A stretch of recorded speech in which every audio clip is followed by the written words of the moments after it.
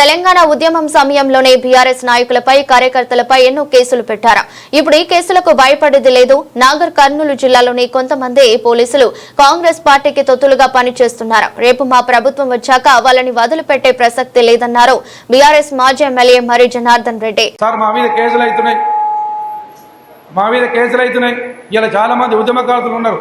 తెలంగాణ ఉద్యమంలో ఒక్కొక్కరి మీద 10 కేసులు 15 కేసులు అయినాయి. మరి ఆ రోజు భయపడని వాళ్ళు ఇవాళ ఎందుకు భయపడతారు?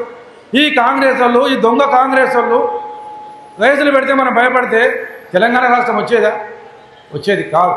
పోలీసులకు నేను మొన్ననే చెప్పిన ఒకటే మాట చెప్తున్నా. ఈ రోజు కచ్చంపేట ద్వారా మీరు కాంగ్రెస్ పార్టీకి కంటం కప్పుకొని పని చేయమాకండి. మీరు తెలంగాణ రాష్ట్రంలో రాజ్యాంగం ప్రకారం మీరు న్యాయం చూసి మీరు కేసులు పెట్టండి. ఎవరో ప్రభుత్వం ఇచ్చిన హామీలు నెరవేర్చలేదని ఓటరుగా, ఒక తెలంగాణ ప్రాంత పౌరుడిగా అతను స్వేచ్ఛను బహిర్గతం చేస్తే పొద్దునే 6 గంటలకు 4 గంటలకు వచ్చి పోలీసులు ఇంటి ముందు నిలబడిపిస్తే అది ఎవరి కొరకు పనిచేస్తున్నారు? పోలీసులు ప్రభుత్వానికి పనిచేస్తున్నా, ప్రజలకు పనిచేస్తున్నారా? ప్రజల కొరకు పనిచేస్తలేరు.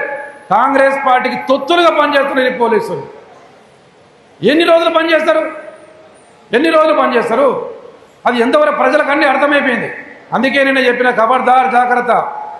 ఈ నాగర్ కర్నూలు జిల్లాలో ఉన్నటువంటి ఏ పోలీస్ ఆఫీసర్ అయినా సరే రేపు టీఆర్ఎస్ పార్టీ అధికారంలోకి రావడం ఖాయం. మిమ్మల్ని మళ్ళీ ఇక్కడ లాక్కొచ్చి ప్రజాక్షేత్రంలో నిలబెట్టడం ఖాయమని చెప్పిన. అంత ఊరి వదిలేదు ఏం లేదు. ఏం చేస్తారు? కావాలంటే 2 కేసులు పెడతారు నా మీద, జైలు పోతారు. మీ కొరకు జైలుకైనా పోనీ రెడీగా ఉన్నా. ఏం భయపడేది లేదు. అంత గాజులు పెట్టుకొని ఎవరు కూర్చోలే. ఇక్కడ తెలంగాణలో పుట్టినాం, తెలంగాణ పౌరుషం తెలిసిన వాళ్ళం. అందుకని ఎవరికి భయపడలేదు. మీరు ఎవరికి భయపడాల్సిన అవసరం లేదు. న్యాయం మన వైపు ఉంది, ధర్మం మన వైపు ఉంది, అధర్మం వాళ్ళ వైపు ఉంది. చివరికి గెలిచేది ధర్మం, ఓడిపోయేది అధర్మం. తప్పకుండా అధర్మం వాళ్ళు పక్కన ఉంది.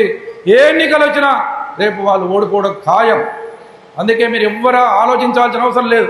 ఏ అవసరం వచ్చినా, ఏ ఇబ్బంది వచ్చినా నన్ను సంప్రదించండి. మనోహరన్ ఉన్నాడు.